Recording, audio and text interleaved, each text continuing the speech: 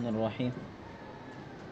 وبما ذكرنا من أنها هنا أمرا بين الأمرين، وأن لكل من الأعمال ونزول القضاء بالإيجاب والتحريم أثرا في استحقاق الثواب والعقاب، يجمع بين الدلائل المتعارضة في أهل الجاهلية يعذبون بما عملوا في الجاهلية أم لا.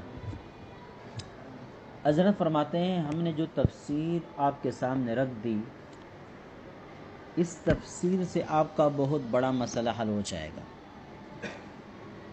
اور وہ یہ کہ دور جاہلیت کے اندر جو لوگ گزر چکے ہیں، جن لوگوں کو اہل فطرت کہا جاتا ہے، ان لوگوں کے بارے میں کیا نقطہ نظر، کیا نظریہ، کیا عقیدہ رکھا جائے گا کہ وہ معذب ہوں گے، ان کو عذاب دیا جائے گا، ان کا مواخذہ ہوگا یا نہیں ہوگا. اہل فطرت وہ لوگ ہوتے ہیں کہ ایک نبی آئے، دعوت دیں، وہ دنیا سے چلے جائیں اور ان کی تعلیمات دنیا سے مٹ جائیں، اور جب تک دوسرا نبی نہ آئے تو اس کے درمیان کے جو لوگ ہوتے ہیں یہ اہل فطرت کہلاتے ہیں. آپ کو معلوم ہے کہ انبیاء کرام علیہم السلام کے درمیان کے فاصلے بہت کم ہوا کرتے تھے. ایک نبی چلا جاتا تھا، پھر دوسرا نبی آ ہی جاتا تھا، بلکہ ایک زمانے میں کئی انبیاء کرام علیہم السلام بھی مختلف علاقوں کے اندر موجود رہتے تھے. لیکن آپ صلی اللہ علیہ وسلم اور حضرت عیسیٰ علیہ السلام کے درمیان کافی فاصلہ ہے. یہ جو فاصلہ ہے کہ حضرت عیسیٰ علیہ السلام کی تعلیمات دنیا سے اٹھ گئی، ختم ہو گئی، اور دوسرے نبی ابھی تک آیا نہیں تھا. جب تک ہمارے نبی کی بعثت نہیں ہوئی تھی، تب تک وہ جو زمانہ ہے حضرت عیسیٰ علیہ السلام کی تعلیمات کے مٹ جانے کے بعد سے لے کر نبی پاک صلی اللہ علیہ وسلم کی بعثت کے زمانے تک، یہ زمانہ فطرت کہلاتا ہے، اور یہاں کے لوگ اہل فطرت ہے، اور ان کو ہم دور جاہلیت سے بھی تعبیر کرتے ہیں، دور جاہلیت سے بھی تعبیر کرتے ہیں. اب اس دور جاہلیت کا آپ گہرائی کے ساتھ مطالعہ کریں تو ایسا نہیں تھا کہ یہ سارے خونخوار تھے، ایسا نہیں تھا کہ یہ سارے بھیڑیا بن چکے تھے، ایسا نہیں تھا کہ یہ سارے کے سارے ظالم تھے، فاجر تھے، فاسق تھے. ان میں کچھ لوگ بظاہر نیک بھی تھے، صلہ و رحمی بھی کرتے تھے، اور سخی بھی تھے، اور بھی بہت ساری اجتماعی قسم کی اچھائیاں ان کے اندر پائی جاتی تھی. تو آیا ان لوگوں کا کیا حکم ہے کہ ان تمام اچھائیوں کے ہوتے ہوئے بھی وہ جہنمی ہے، یا ان کے جنت میں جانے کا کوئی چانس، کوئی موقع ہے، یا کوئی نہیں؟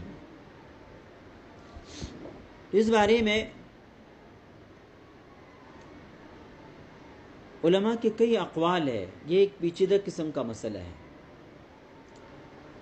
بعض حضرات کہتے ہیں، جیسے کہ ابن العربی رحمہ اللہ، وہ کہتے ہیں کہ میدان حشر میں ان لوگوں کے پاس انبیاء بھیج دیے جائیں گے.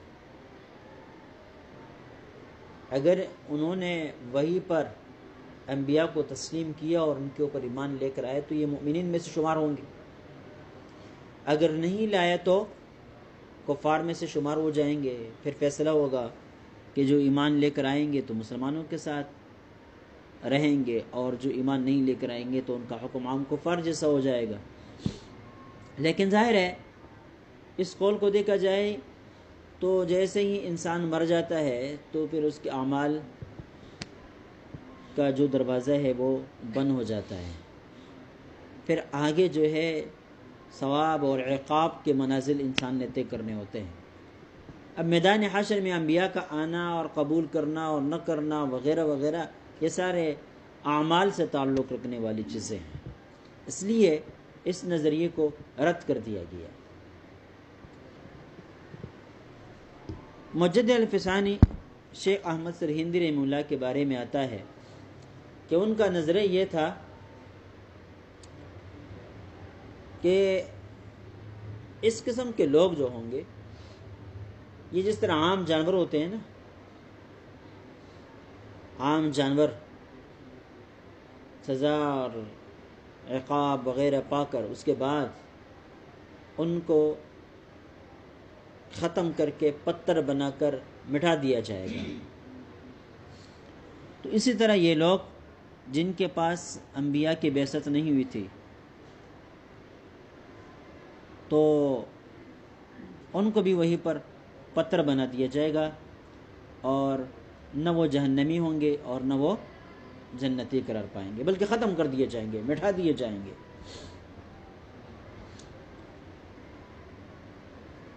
لیکن ظاہر ہے اس پر بھی کوئی دلیل نہیں۔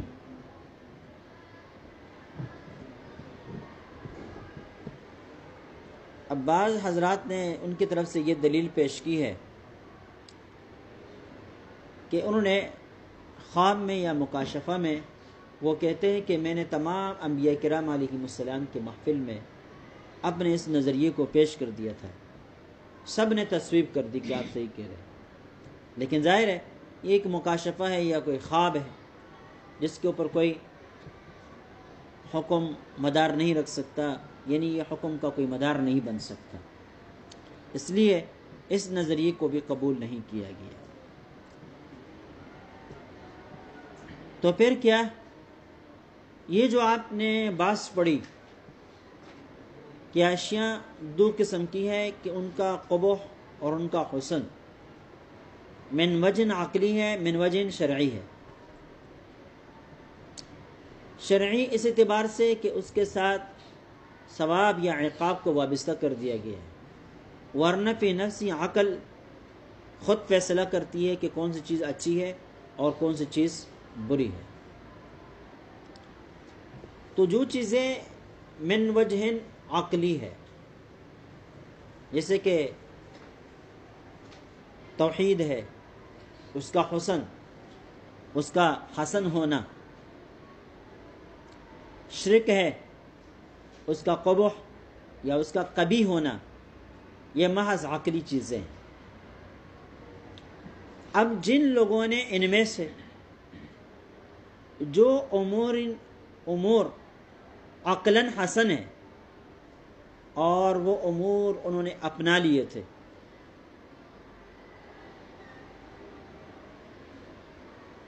تو ان کی نجات کا راستہ نکلے گا، اور جو چیزیں قبیح ہیں ان سے ان لوگوں نے اجتناب کر دیا تھا، یعنی وہ موحد تھے، عقیدے کے اعتبار سے درست تھے، تو پھر ان کی نجات کا امکان۔ لیکن اگر جو چیزیں عقلاً حسن ہے جیسے کہ توحید ہے، اور جو چیزیں قبیح ہیں جیسے کہ شرک ہے، حسن کو انہوں نے اپنایا نہیں، شرک سے اپنے آپ کو بچایا نہیں، قبیح سے اپنے آپ کو بچایا نہیں، تو پھر وہ معذب ہوں گی۔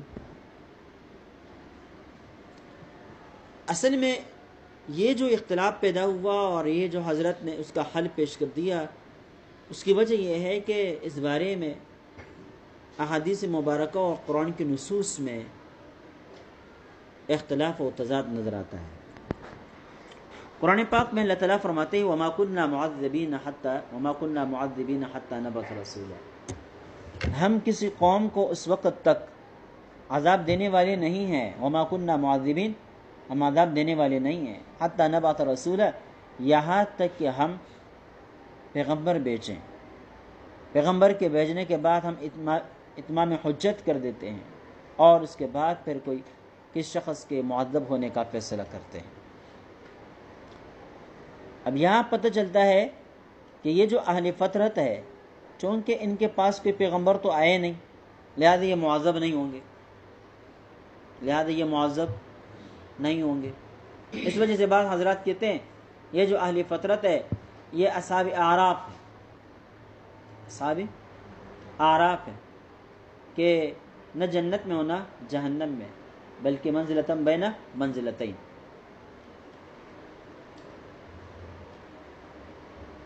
حدیث میں ہے کہ ایک شخص نبی پاک صلی اللہ علیہ وسلم کے پاس آیا اور کہنے لگا کہ میرے والد صاحب دور جاہلیت میں وفات پا چکے ہیں، بڑے سخی تھے، نیکیاں کرتے تھے وغیرہ وغیرہ امور اور اچھی صفات اس کے اندر پائی جاتی تھی۔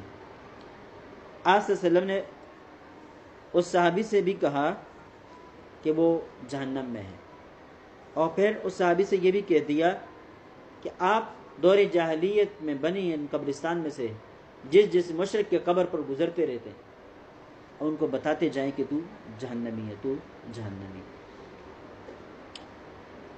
اب دیکھیے وما كنا معذبین حتی نبعث رسولا، اور یہ جو روایت ہے ان دونوں میں کھلا تضاد ہے۔ آیت بتلاتی ہے کہ پیغمبر نہ بھیجے تو ہم عذاب بھی نہیں دیتے، تو عذاب نہیں دیتے تو مطلب اہل فطرت والے معذب نہیں ہوں گے، اور حدیث بتاتی ہے کہ یہ اہل فطرت معذب ہوں گے، جہنمی ہوں گے۔ دونوں میں تضاد کو دور کرنے کے لیے مختلف قسم کی رائے لوگوں نے پیش کر دی۔ علامہ شاہ ولی اللہ محدث دہلوی رحمہ اللہ فرماتے ہیں کہ ان تفصیلات میں پڑھنے کے بجائے اس بات کو سمجھیں وبما ذکرنا، جو ہم نے ذکر کر دیا کہ اشیاء من وجہ عقلی ہے، من وجہ شرعی ہے،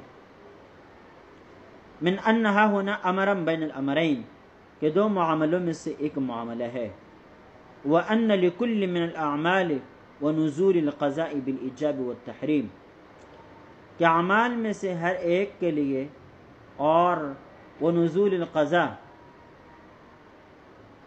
قضاء کے نزول کے لیے، ایجاب اور تحریم کے ساتھ اثر ہے فی استحقاق الثواب والعقاب، ثواب کے استحقاق میں اور عقاب کے استحقاق میں۔ کیا مطلب ہے؟ مطلب یہ ہے کہ ایک چیز عقلاً حسن ہو یا کوئی چیز عقلاً قبیح ہو،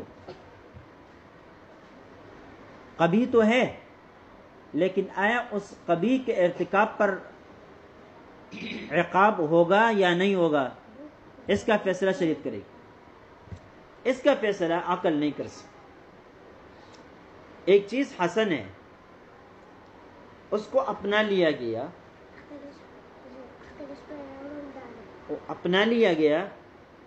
تو ٹھیک ہے، حسن ہے، اچھا ہے، اس نے اچھا کام کیا، لیکن اس کے ساتھ ثواب کا استحقاق یہ شریعت پر موقوف ہے۔ بالفاظ دیگر آپ یہ سمجھیں کہ بعض چیزیں حسن ہے عقلاً، بعض چیزیں قبیح ہے عقلاً، لیکن شرعاً بھی یہ حسن ہے یا قبیح ہے یا نہیں، تو جب تک نزول شرع نہ ہو جائے تب تک ان کے حسن ہونے کا اور ان کے قبیح ہونے کا ظہور نہیں ہوتا۔ جب شریعت نازل ہو جاتی ہے تو پھر کسی چیز کا حسن ہونا یا اس کا قبیح ہونا ظاہر ہو جاتا ہے، اور پھر اس کے ساتھ ثواب کا استحقاق یا عذاب کا استحقاق مل جاتا ہے۔ اب حضرت فرماتے ہیں کہ یہ جو تحریم ہے اور یہ جو ایجاب ہے، اس کا ثواب کے استحقاق اور عذاب کے استحقاق کے ساتھ تعلق ہے۔ ایسا نہیں ہے کہ آپ ایک چیز عقلاً حسن ہے تو اس کے اپنانے پر آپ کو ثواب ملے، ایک چیز عقلاً قبیح ہے تو اس کے ترک کرنے پر آپ کو ثواب ملے یا آپ معذب ہونے سے بچ جائے، ایسا نہیں ہے، بلکہ قضا، نزول قضا کے ساتھ اور اعمال کے ساتھ ان کا تعلق، کہ ایجاب اور تحریم یہ آئیں گے تو پھر استحقاق کے عذاب یا استحقاق کے ثواب کا فیصلہ ہو، استحقاق کے عذاب یا استحقاق کے ثواب کا فیصلہ ہو۔ کہتے ہیں یہ چیز جو آپ نے جان لی تو ان کے ذریعے سے یجمع بین الدلائل المتعارضہ، دلائل متعارضہ کے درمیان تطبیق ہو سکتی ہے۔ وہ دلائل متعارضہ کہاں ہیں؟ فی اہل الجاہلیہ، اہل فطرت کے بارے میں جو متعارض قسم کے ادلہ ہے، ان ادلہ میں تطبیق پیدا ہو سکے گی۔ اب کیسے پیدا ہوگی اس کا امام صاحب نے کوئی تذکرہ نہیں کیا، لیکن بادی النظر میں یہی ثابت ہوتا ہے کہ حضرت یہ بتلانا چاہتے ہیں کہ جو چیزیں حسن ہے عقلی طور پر، تو مثال کے طور پر ایمان ہے، توحید ہے۔ جو شخص موحد ہوگا، مومن ہوگا، اگرچہ ان کو اعمال کا کچھ پتہ نہیں ہے، تو وہ پھر معذب نہیں ہوگا۔ اور جو شخص مومن نہیں ہوگا، موحد نہیں ہوگا، بلکہ شرک کے اندر مبتلا ہوگا، تو شرک کا کبھی ہونا تو عقل سے ثابت ہے۔ اللہ کی وحدانیت کے دلائل کائنات کے ذرے ذرے سے ثابت ہے، اور اللہ کی وحدانیت پر یہ دلائل بنتے ہیں۔ اس وجہ سے اگر وہ شرک کے اندر مبتلا ہو جاتا ہے تو گویا کہ وہ معذب بننے کا مستحق ہے۔ امام ابو حنیفہ رحمہ اللہ کے بارے میں شاید آپ نے سنا ہو کہ وہ فرماتے ہیں کہ اگر اللہ رب العزت انبیاء کا سلسلہ بھی جاری نہ فرماتے اور یہ کتابوں کا سلسلہ نبی ہوتا، تو پھر بھی انسان پر لازم تھا کہ وہ اللہ کی توحید پر ایمان لاتا، اس لیے کہ توحید باری تعالیٰ اور کا حسن اور شرک کا کبھی ہونا یہ عقل سے ثابت ہے، اس کے لیے کسی دلیل کی، باہر کی دلیل کی ضرورت نہیں ہے۔ اسی بنا پر آپ نے دیکھا ہوگا کہ عقائد کا تعلق عقل کے ساتھ، کہتے ہیں عقائد کے اندر تقلید نہیں چلتی، عقائد کے اندر تقلید نہیں چلتی۔ اب آئی بات سمجھ؟ تو جس طرح یہ جو حکم ہے اہل فطرت کے بارے میں، یہی حکم ہے ان لوگوں کے بارے میں بھی جو پہاڑوں کی چوٹیوں پر رہتے ہیں، جنگلات میں رہتے ہیں، جہاں تک نہ کسی پیغمبر کی تعلیم کی رسائی ہوئی، نہ پیغمبر کی رسائی ہوئی، نہ ان کی تعلیمات کی رسائی ہوئی۔ آج بھی دنیا کے اندر بہت سارے لوگ موجود ہیں جن کے پاس دین کی تعلیم نہیں پہنچی، ان کو پتہ ہی نہیں ہے کہ دنیا میں کوئی دین آیا بھی ہے کہ نہیں آیا۔ وہی پہاڑوں کے اندر، جنگلوں کے اندر رہتے ہیں، اور آج تو آپ میڈیا پر دیکھ رہے ہیں، مختلف قسم کے ویڈیوز سے آپ کو پتہ چل جاتا ہے کہ دنیا کے اندر کیسے کیسے لوگ ہیں۔ ان لوگوں کا بھی یہی حکم ہے کہ اگر ان کو تعلیم نہ بھی پہنچی تو عقلاً ان پر لازم ہے کہ وہ اللہ تعالیٰ کی توحید کو اپنائے اور شرک سے اپنے آپ کو بچائے۔ جہاں تک عمل کی چیزیں ہیں، نماز ہے، روزہ ہے، حج ہے، تو یہ تبلیغ پر موقوف ہے۔ اگر ان کو تبلیغ ہو گئی ہے تو مواخذہ ہوگا، نہیں ہوئی ہے تو مواخذہ نہیں ہوگا۔ بہرحال یہ بتلاتے ہیں کہ یجمع بین الدلائل المتعارضۃ فی اہل الجاہلیہ یعذبون بما عملوا فی الجاہلیۃ ام لا، کہ دور جاہلیت میں انہوں نے جو اعمال کیے، ان اعمال کی وجہ سے وہ معذب ہوں گے یا نہیں ہوں گے۔ ومن الناس من يعلم في الجملة أن الأحكام معللة بالمصالح وأن الأعمال يترتب عليها الجزاء من جهة كونها صادرة من هيئات نفسانية تصلح بها النفس وتفسد، كما أشار إليه النبي صلی اللہ علیہ وسلم حیث قال۔ اب یہاں سے حضرت علم اسرار دین کی تدوین کے امکان کو ذکر کرتے ہیں اور اس علم کے کئی فوائد کو ذکر کرتے ہیں، اور جو لوگ اس علم کی تدوین کے اوپر معترض ہیں ان معترضین کے اعتراضات کے جوابات دیتے ہیں۔ فرماتے ہیں وَمِنَ النَّاسِ مَن يَعْلَمُ، لوگوں میں سے کچھ لوگ ہیں یعلم فی الجملہ، جو فی الجملہ جانتے ہیں۔ فی الجملہ جاننے کا مطلب یہ ہے کہ ایک درجے میں جانتے ہیں، کچھ نہ کچھ جانتے ہیں، کچھ نہ کچھ جانتے ہیں۔ کیا جانتے ہیں؟ ان الاحکام معللۃ بالمصالح، اس بات کو جانتے ہیں کہ شریعت کے جو احکام ہے یہ مصالح کے ساتھ معلل ہے۔ بتلا دیا تھا کہ مصلحت اور چیز ہوتی ہے اور علت اور چیز ہوتی ہے، لیکن دونوں کے جو لفظ استعمال ہوتا ہے وہ تعلیل کا لفظ استعمال ہوتا ہے۔ معلل بالعلہ، معلل بالمصلحہ، معلل بالحکمہ، یہ الفاظ استعمال کیے جاتے ہیں۔ یعنی علماء میں سے بعض حضرات ایسے ہیں جو فی الجملہ اس بات کو جانتے ہیں کہ احکام شریعت مصلحتوں کے ساتھ وابستہ ہے، یعنی ان کے ساتھ کوئی نہ کوئی مصلحت ہے، ان کے اندر کوئی نہ کوئی مصلحت، کوئی نہ کوئی حکمت موجود ہے۔ وَأَنَّ الْأَعْمَالِ يَتَرَتَّبُ عَلَيْهَا الْجَزَاءُ مِنْ جِهَةِ كَوْنِهَا صَادِرَةً مِنْ هَيْئَاتٍ نَفْسَانِيَّةٍ، اور وہ یہ بھی جانتے ہیں کہ اعمال کے اوپر جزا کا جو ترتب ہوتا ہے، اعمال کے اوپر جو سزا یا جزا کا فیصلہ ہوتا ہے، من جہت کونہا، تو وہ اس وجہ سے ہوتا ہے کونہا صادرتن من ہیئات نفسانیت، کہ وہ ہیئات نفسانیت سے صادر، وہ ہیئات نفسانیہ تصلح بہا النفس و تفسد، جن کے ذریعے سے نفس سنورتا بھی ہے اور بگڑتا بھی ہے، نفس سنورتا بھی ہے اور بگڑتا بھی۔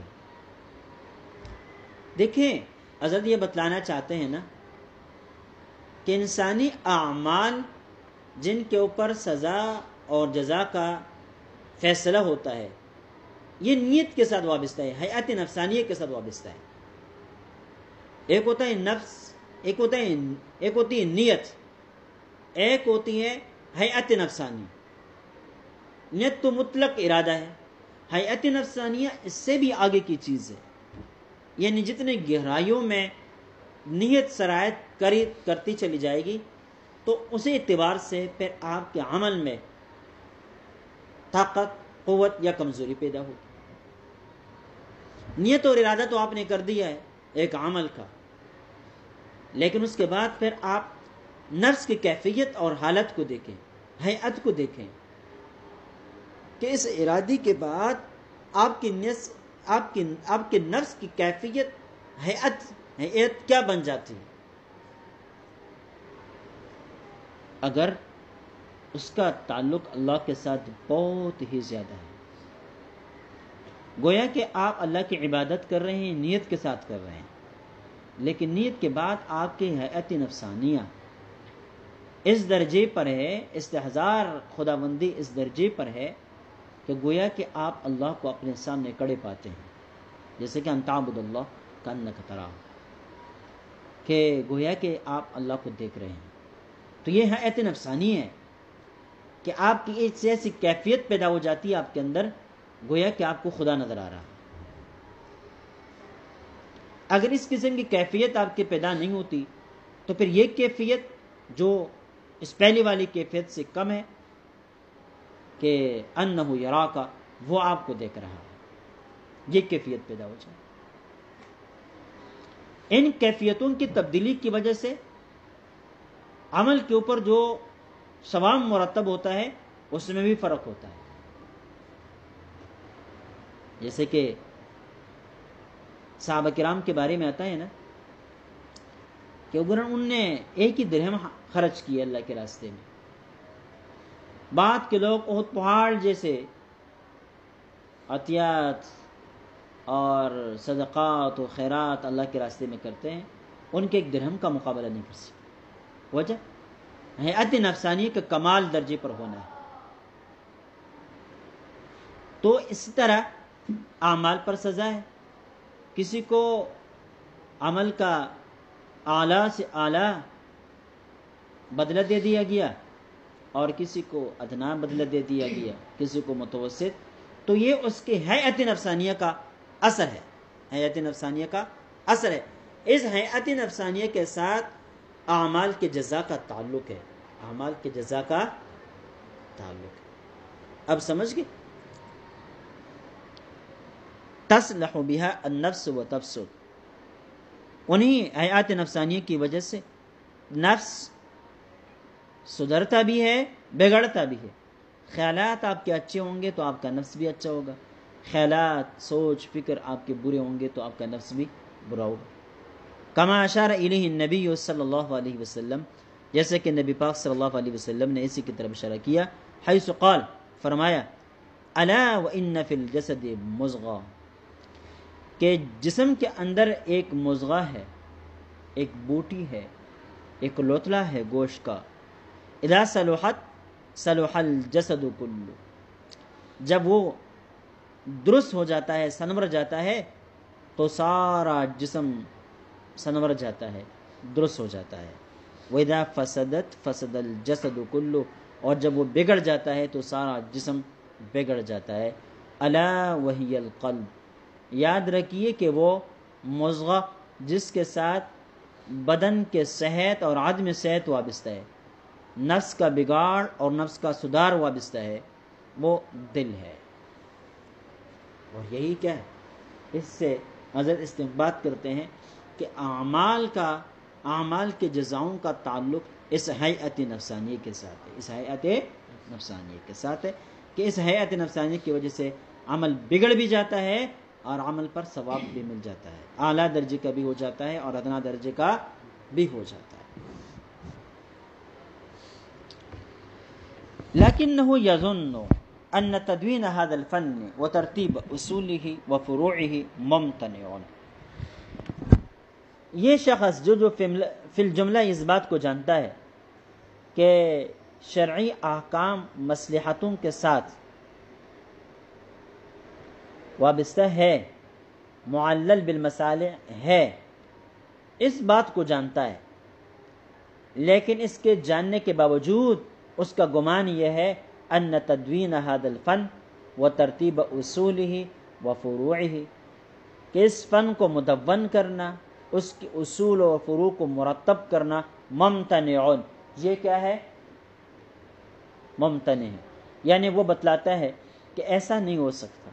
اگرچہ میں یہ تسلیم کرتا ہوں کہ شریعت کے احکام معلل بالمصالح ہے، لیکن مصلحتوں کو ذکر کرنا یہ ہمارے بس کی بات نہیں ہے، اس کو مرتب کرنا، اس کو مدون کرنا ممتنع ہے۔ اب ممتنع کیوں ہے؟ اما عقلاً، یا تو یہ عقلاً ممتنع ہے، لخفاء مسائلہ وغموضها، اس لیے کہ اس کے مسائل خفی ہے اور ان کے اندر غموض دقت ہے، انتہائی دقیق ہے، جن تک رسائی نہیں ہو سکتی، لہذا جو چیز ہماری بس میں نہیں ہے اس کو مدون نہ کیا جائے، اس کے مدون کرنے کی ضرورت ہی نہیں ہے۔ او شرعاً، یا یہ ممتنع ہے شرعی طور پر، یعنی شریعت اس بات کی اجازت نہیں دیتی کہ علم اسرار دین کو مدون کیا جائے۔ کیوں؟ لأن السلف لم يدونوه مع قرب عهدهم من النبی صلی اللہ علیہ وسلم وغزارت علمهم، سلف صالحین نے اس علم کو مدون نہیں کیا، حالانکہ ان کا زمانہ نبی پاک صلی اللہ علیہ وسلم کے زمانے کے قریب بھی تھا، وغزارت علمهم، اور ان کا علم بھی پختہ اور مضبوط تھا اور زیادہ تھا، فکان کالاتفاق علی ترکہ، لہذا سلف صالحین نے جب اس کو مرتب نہیں کیا تو گویا کہ اس کے ترک پر، یعنی ترک کی تدوین پر اجماع ہو گیا، ترک کی تدوین پر اجماع ہو گیا۔ اور اب اگر کوئی شخص اس کو مرتب کرتا ہے اور اس کو مدون کرتا ہے تو گویا کہ وہ خرق اجماع کرتا ہے، اجماع کو توڑ دیتا ہے۔ ایک عملی اجماع ہے جو ترک کی صورت میں ہے، اور آپ اس عملی اجماع جو اس علم کی تدوین کے ترک پر قائم ہے، اس اجماع کو آپ توڑ کر اس علم کو مدون کرتے ہیں تو آپ خرق اجماع کے مرتکب ہو جاتے ہیں. ٹھیک ہے. او یقول، یا وہ یہ کہتا ہے لیس فی تدوینہ فائدۃ معتدۃ بہا، کہ اس علم کو اگر مدون کیا بھی جائے تو اس میں کوئی قابل اعتماد قسم کا کوئی فائدہ نہیں ہے، قابل اعتبار قسم کا کوئی فائدہ نہیں ہے. کیوں؟ اذ لا يتوقف العمل بالشرع على معرفت المصالح، اس لیے کہ ان مصالح کے جاننے پر شریعت کے اوپر عمل موقوف ہے ہی نہیں. آپ ان مسائل کو نہ بھی جانیں تب بھی آپ کے اوپر عمل کرنا لازم ہے. نماز کا حکم ہو جائے، نماز پڑھنا لازم ہے. آپ کو نماز کی حکمتوں کا، مصلحتوں کا پتہ ہو یا نہ ہو، تو بھائی جب دونوں صورتوں میں آپ کو پتہ ہے پھر بھی نماز پڑھنا ہے، پتہ نہیں ہے پھر بھی نماز پڑھنا ہے. تو پتہ نہیں ہے زیادہ بہتر ہے، کم از کم ذہن پر تو بوجھ نہیں ہوگا نا، ذہن پر تو بوجھ نہیں ہوگا. بہت ساری چیزیں ذہن کے اوپر کیا بن جاتی ہے؟ بوجھ بن جاتی ہے. اب آئی بات سمجھ. وَهَذِهِ ظُنُونٌ فَاسِدَةٌ أَيْضًا، حضرت کہتے ہیں کہ جس طرح ان لوگوں نے کہا تھا کہ اعمال کا حسن و قبح صرف عقلی ہے، ان کا یہ کہنا باطل ہے. اسی طرح ان لوگوں کا یہ کہنا بھی باطل ہے. اسی طرح ان لوگوں کا یہ کہنا بھی باطل ہے. یہ لوگ کیا کہتے ہیں؟ یہ لوگ کہتے ہیں کہ علم اسرار الدین کی تدوین نہ کی جائے، ممتنع ہے عقلاً شرعاً. سمجھ گئے؟ حضرت کہتے ہیں یہ غلط ظنون ہے، فاسد ظنون ہے، باطل قسم کے گمان ہیں ان لوگوں کے. دلائل کے طور پر انہوں نے جو چیزیں پیش کی تھی حضرت ایک ایک کو لے کر اس پر گفتگو کرتے ہیں. قول لخفاء مسائلہ وغموضها، پہلی بات انہوں نے یہ ذکر کر دی تھی کہ بھائی اس کے مسائل خفی ہے، پوشیدہ ہے، ان تک رسائی ہو ہی نہیں سکتی، انتہائی دقیق ہے، تو کیا ضرورت ہے کہ ان کو خواہ چھیڑا جائے، خواہ ان کو چھیڑا جائے. قلنا، حضرت کہتے ہیں ان اراد به الا يمكن التدوین اصلا، ہم ان سے پوچھتے ہیں جو کہتے ہیں کہ ان کے مسائل خفی ہے، پوشیدہ ہے، ہم پوچھتے ہیں کہ اس پوشیدگی سے آپ کی مراد کیا ہے؟ اگر آپ کی مراد یہ ہے کہ اس کی تدوین صحیح سے ہو ہی نہیں سکتی، فخفاء المسائل لا يفيد ذلك، تو مسائل کا خفی ہونا اس کی دلیل نہیں بن سکتا. مسائل کا خفی ہونا اس کی دلیل نہیں بن سکتا. یعنی انہوں نے کہا کہ اس علم کی تدوین ممکن نہیں، دلیل کے طور پر کیا کہا؟ کہ اس کے مسائل خفی ہے. تو بھائی مسائل کا خفی ہونا اس کے عدم امکان کہ دلیل نہیں بن سکتی. کیوں؟ کیسے دلیل بنے؟ وَمَسَائِلُ علم التوحید والصفات اعمق مدرکہ، علم توحید کے مسائل اور صفات باری تعالیٰ کے جو مسائل ہے اعمق مدرکن و ماخذ کے اعتبار سے زیادہ گہرے ہیں. یہ تو ہم احکام میں بات کرتے ہیں، یہ تو اللہ کے احکام ہے، اس پر ہم گفتگو کرتے ہیں. جبکہ علم توحید کے اندر تو اللہ کی ذات، اللہ کی صفات سے متعلق گفتگو ہوتی ہے. اس کا تو ماخذ قرآن ہے، حدیث ہے، اقوال تابعین ہے، تبع تابعین ہے، سلف صالحین ہے. اور توحیدی باری تعالیٰ، صفاتی باری تعالیٰ کا جو ماخذ ہے وہ تو اس سے کئی گنا زیادہ گہرا ہے. اللہ کی ذات پر گفتگو ہے، اللہ کی صفات پر گفتگو ہے جو ما وراء الوراء ہے. بات آئی سمجھ میں؟ تو جب علم توحید کو مدون کرنا، علم صفاتی باری کو مدون کرنا یہ ممکن ہے تو یہ علم اسرار دین کو مدون کرنا ممکن کیوں نہیں؟ اب آئی بات سمجھ میں؟ وَأَبْعَدُ إِحَاطَةً، دوسری بات یہ کہ احاطہ کے اعتبار سے توحیدی باری تعالیٰ اور صفاتی باری تعالیٰ اس کا احاطہ کرنا یہ بعید تر ہے، بعید تر ہے۔ وقد یسرہ اللہ لمن شاء، لیکن اس کے باوجود بھی اللہ نے جس کے لیے چاہا اس کو علم توحید اور علم صفات باری تعالیٰ کا ماہر بنا دیا، اور وہ علم توحید اور علم صفات باری تعالیٰ اس کے لیے آسان بنا دیا۔ وَكَذَلِكَ كُلُّ عِلْمٍ يَتَرَايَا بَادِيَ الرَّأْيِ، اسی طرح ہر علم جو ظاہری نظر میں ایسا مشکل لگتا ہے، ان البحث عنہ مستحیل، اور ایسا لگتا ہے کہ اس سے متعلق گفتگو کرنا یہ محال ہے، والاحاطۃ بہ ممتنعۃ، اور ان کا احاطہ کرنا ممتنع ہے۔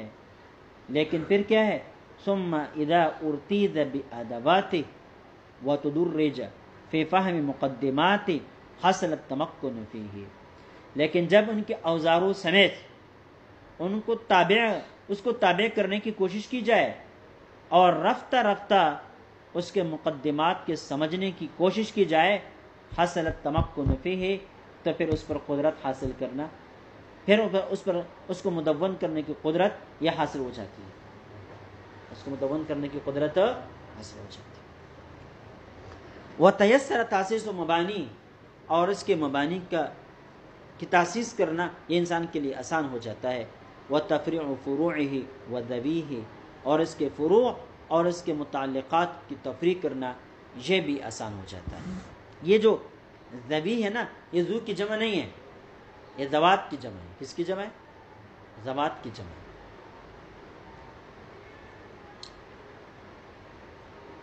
یہ کہتے ہیں اضافی چیزوں کو،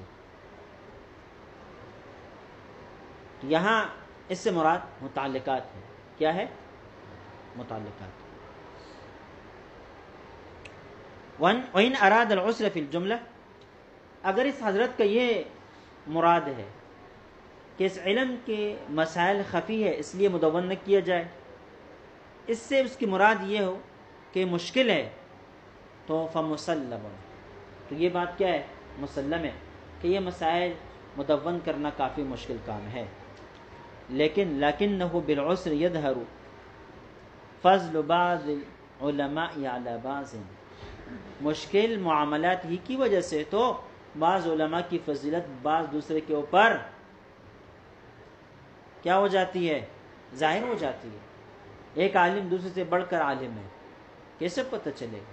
اس لیے کہ اس عالم کے پاس اس عالم سے بڑھ کر زیادہ مشکل علوم پر عبور حاصل مہارت موجود ہے اس کے پاس، تو ایک عالم دوسرے عالم کے اوپر کیا ہو گیا؟ فضیلت پا گیا۔ تو حضرت فرماتے ہیں کہ یہ ٹھیک ہے، یہ علم مشکل ہے، لیکن اس کا یہ فائدہ ہے کہ اس کے ذریعے سے ایک صاحب علم دوسرے صاحب علم کے اوپر فضیلت حاصل کر لیتا ہے۔ وَأَنَّ بُلُوغَ الْأَمَالِ فِي رُكُوبِ الْمَشَاقِ وَالْأَهْوَالِ، دوسری بات یہ ہے امیدوں تک پہنچنا فی رکوب المشاق والاحوال، یہ مشقتوں اور خطر راستوں پر سواری ہی سے حاصل ہو جاتے ہیں۔ آپ کی بڑی امیدیں ہیں لیکن اس کے لیے آپ کسی مشقت کو برداشت کرنے کے لیے تیار نہیں، پرخطر راستے پر جانے کے لیے تیار نہیں ہیں، تو آپ کی وہ امیدیں بر نہیں آئیں گی، آپ وہ امیدیں حاصل نہیں کر سکیں گے۔ تو حضرت بتلانا یہ چاہ رہے ہیں کہ علم اسرار دین واقعتاً مشکل ہے، لیکن جب میری امیدیں اونچی ہیں، بڑی ہیں، تو ان مشکل امیدوں کو حاصل کرنے کے لیے یہ پرمشقت راستے مجھے طے کرنے پڑیں گے، اور جو بھی آدمی گہرائیوں میں جانا چاہے گا تو اس کے لیے یہ راستہ طے کرنا ہوگا۔ وَأَنَّ اعتقاد غارب العلوم، علوم کے کندھے پر بیٹھ جانا، سوار ہو جانا، بتجشم العقول، یہ تو تب ممکن ہے کہ جب عقل کو مشقت کے اندر ڈال دیا جائے، وَإِمْعَانِ الْفُهُومِ، اور فہم کو گہرائیوں میں لے جایا جائے، تو پھر آپ کو نقطے ملیں گے، پھر آپ کے سامنے گہرائیاں آئیں گی، پھر آپ کے سامنے علم کے دروازے کھولیں گے۔ چلے یہاں تک کافی ہے. مطلب حاصل یہ نکلا کہ ٹھیک ہے یہ علم مشکل ہے لیکن اس کے فوائد بھی ہیں، اس کے فوائد بھی ہیں. آگے یہ جو ذکر کر دیا تھا کہ یہ ممتنع ہے عقلاً تو اس کا جواب تو ہو گیا. اب کہا تھا کہ شرعاً یہ ممتنع ہے، تو شرعاً ممتنع ہونے کا جواب یہ بعد میں دے رہے ہیں، کل کے سبق میں انشاءاللہ پڑھیں گے کہ یہ شرعاً ممتنع نہیں ہے. اور یہ جو کہا تھا کہ اس کو مدون کرنے میں خرق اجماع ہے، اس کا جواب بھی کل آئے گا. چلیے.